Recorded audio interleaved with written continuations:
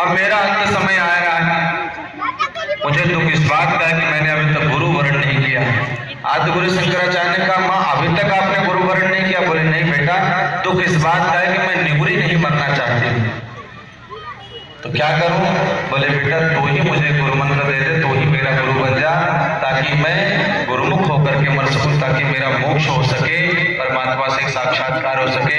आदि गुरु शंकराचार्य ने अपनी ही माँ को गुरु मंत्र दिया और उनकी माँ ने उनको गुरु के रूप में प्रकट किया। भाइयों बहनों, आज आप जिस समर्थ सत्ता को गुरु के रूप में वर्ण करने जा रहे हैं, आपका नाम है वेद मूर्ति तपोनिष्ठ परम पूज्य गुरुदेव पंडित श्री राम शर्मा आचार्य, जो गायत्री के सिद्ध साधक हैं, जिन्होंने गायत्री के 24 लक्ष के 24 महापुरुषों संपन्न किए, जो गायत्री स्थापित थी, जो गायत्री केली थी, जो गायत्री पर केवल एक विशेष वर्ग का अधिकार था, जिस गायत्री